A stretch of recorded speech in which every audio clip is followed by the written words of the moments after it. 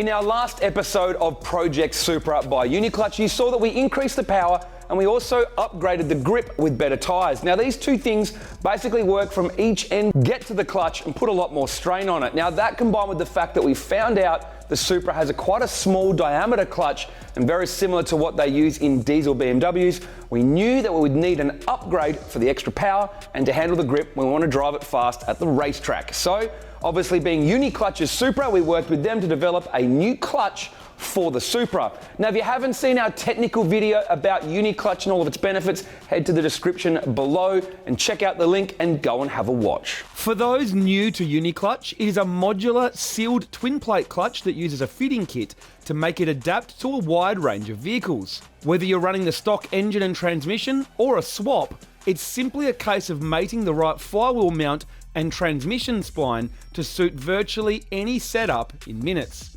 Because you don't need to replace or machine the flywheel or make vehicle modifications to run a UniClutch, it makes it more cost effective for wholesalers, retailers and the end user without sacrificing quality. The UniClutch Sport has a dual drive 4-stage dampening system that allows for smoother engagement and in some instances can make up for the removal of a dual mass flywheel.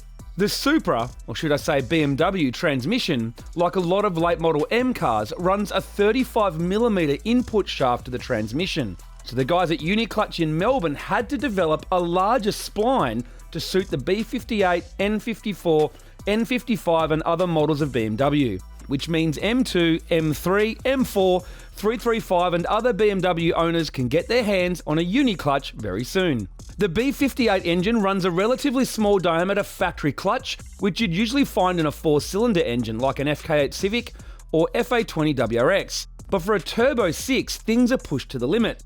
To give you an idea, the B58 stock clutch is a 20% smaller than the Nissan Z clutch. The thinking would have been to keep down rotational inertia and weight, as the Supra is a relatively light car compared to other modern sports cars. The factory clutch of this Supra was rated pretty much bang on the factory torque level, but as we saw in our last episode, ours makes more power, plus we're running stickier tyres which puts a lot more load through the clutch.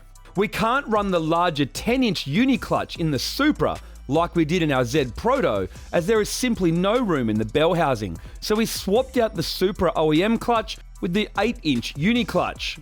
We decided to keep the factory dual mass flywheel as it works well. It is a straightforward procedure as the clutch comes pre-assembled and can attach directly to the factory flywheel, so no machining, assembly or aligning is required on the car.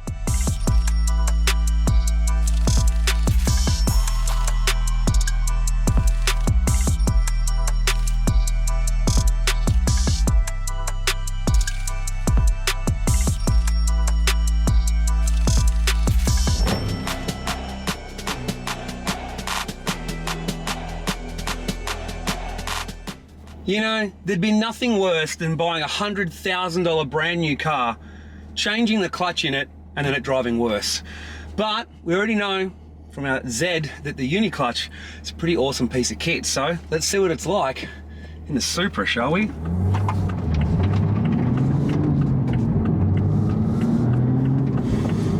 Well, it's taken about 100 meters to work out that just like what happened with our Z, the UniClutch in this car, you can't even tell you've got an aftermarket twin plate in here. There is no twin plate rattle.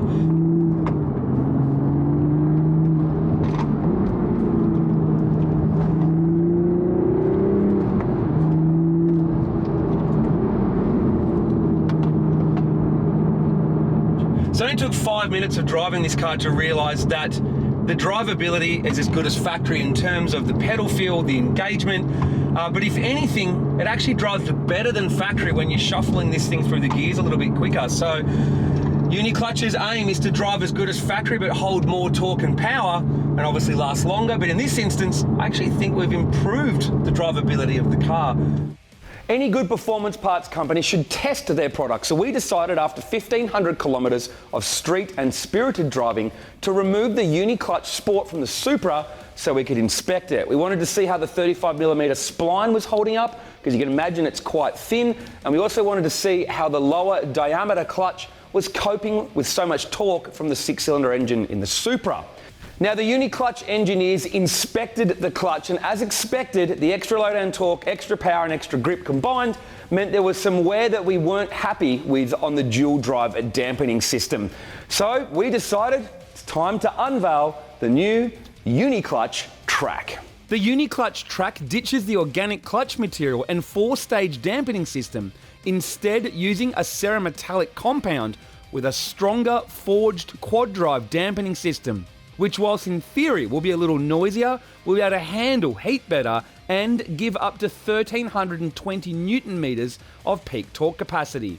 The larger 10-inch size will handle up to 2,000 Newton meters and features an intercooler between the two frictional plates to further reduce heat in a massive torque application. In testing, it ran up to 40% cooler, which means less clutch fade. The guys also let me onto a secret that they are currently in the final stages of developing an intercooled quad plate UniClutch capable of 3,500 Newton meters for some American muscle applications. It's great to see Australian engineering firsts.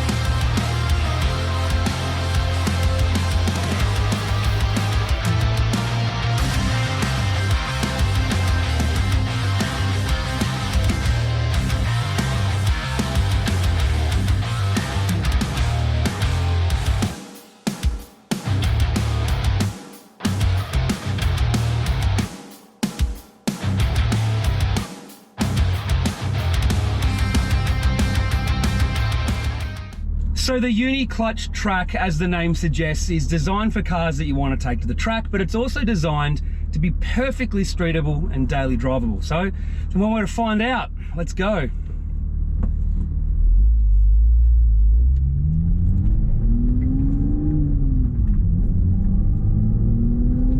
Well, as you can see, it's pretty easy to drive. I guess the surprising thing with this is you'd expect the track clutch to have a little bit more harsher engagement, being cerametallic and not having the 4-stage sprung section in the middle like the Sport. But in this car, with the 3-litre engine and the torque that it has behind it, honestly, I actually think it drives better than factory. What I'm finding with this is the pedal pressure doesn't feel any stiffer than factory at all, so it's no harder to use. But I find that the cerametallic and normal sprung center actually gives better engagement and better feel for when you take off. So surprisingly, the track clutch, I think in this particular application, actually drives better. You can have a clutch that's almost too soft and it makes it a little bit hard to get the pickup point and get it right. But with this, yeah, wow, it's pretty easy to use. As you can see, drives mint. Overall, track clutch, don't let the name fool you. It is perfectly daily drivable in the Toyota Supra. I'm actually pretty impressed. But at the same time, it can obviously handle some extra power and some track work. So let's get to Luddenham and see if this clutch lives up to its name, shall we? Let's go.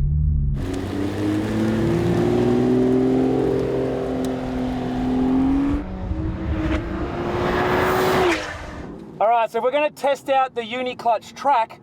The best place to do it is, as the name suggests, at a racetrack. So we're here at Luddenham to see how well this clutch works.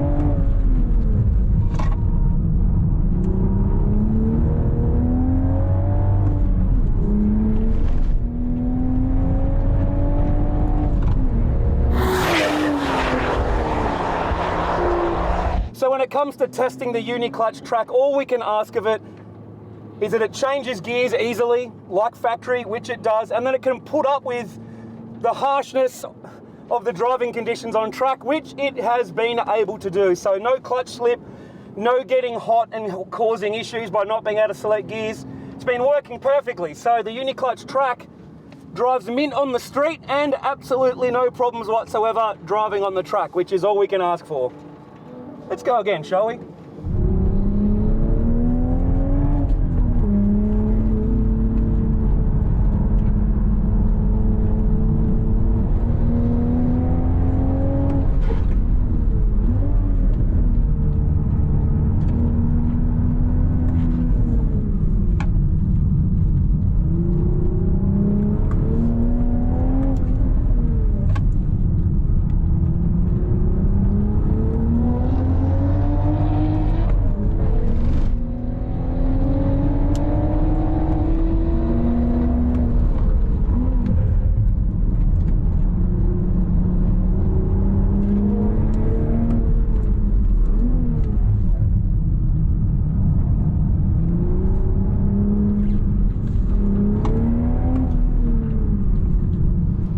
With testing of the UniClutch Track now done, it's a great result, and it's time to put the Supra to another test, head-to-head against our Nissan Z Proto.